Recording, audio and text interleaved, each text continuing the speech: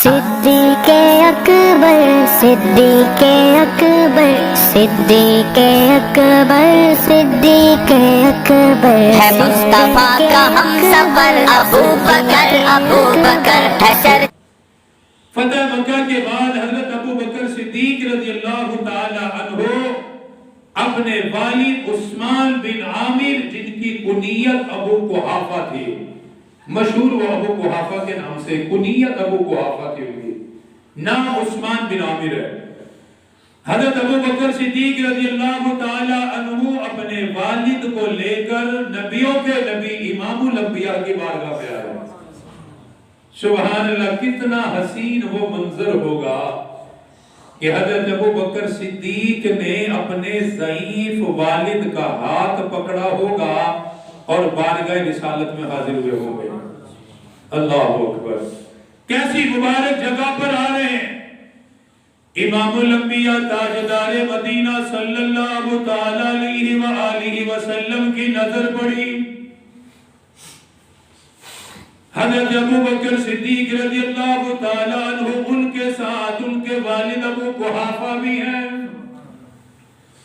اللہ اکبر، آنے سے اندازہ لگا لیا، چلنے سے اندازہ لگا لیا کہ ابو قحافہ اسلام کے لیے آ رہا ہے۔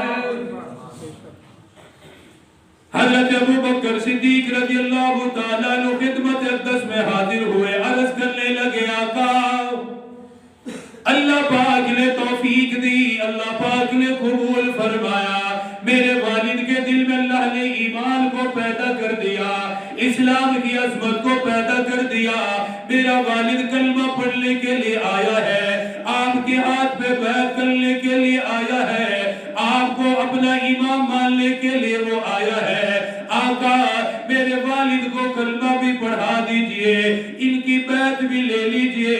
اللہ اکبر، امام الانبیاء تاجدار مدینہ صلی اللہ تعالی علیہ وسلم کو حضرت ابو بکر سے کس قدر تعلق تھا، کس قدر محبت کا معاملہ تھا۔ آپ نے فرمایا، اے ابو بکر اپنے والد کو گھر ہی رہنے دیتے، میں خود ان کے پاس حاضر ہو جاتا، میں خود تمہارے گھر چلا آتا، ان کو آنے کی زحمت کیوں دی، مجھے اطلاع دے دی جاتی، میں خود تمہارے گھر چل کر آتا۔ اللہ اکبر، یہ تعلق ہے، یہ محبت ہے، یہ پیار ہے، یہ عقیدت ہے۔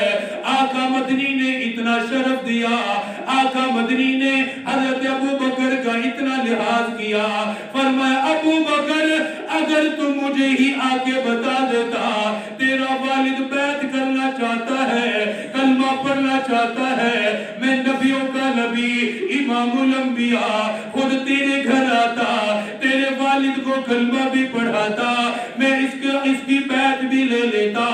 آگے پھر ابو بکر ہے، ابو بکر بھی تو ابو بکر ہے۔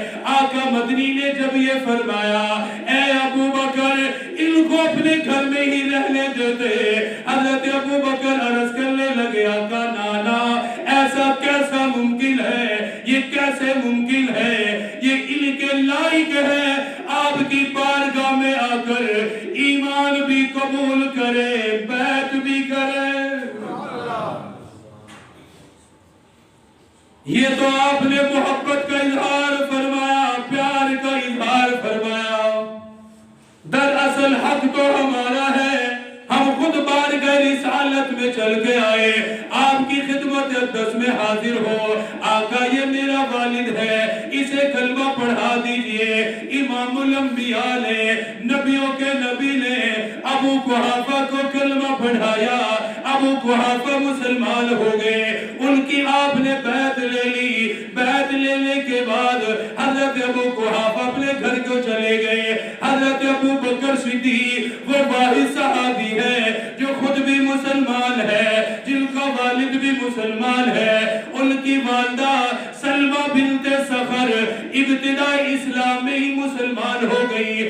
آقا مدنی نے جب اپنی نبوت کا اعلان فرمایا، لوگوں کو اللہ کی طرف بلایا، لوگوں کو اسلام کی دعوت دی، حضرت ابو بکر صدیق نے اپنی والدہ کو اللہ کے نبی کے بارے میں بتایا، آقا مدنی کے بارے میں بتایا۔ حضرت ابو بکر فرمانے لگی، فرمایا اے ابو بکر جلدی کر مجھے بھی لے جا، میں بھی مسلمان ہونا چاہتی ہوں۔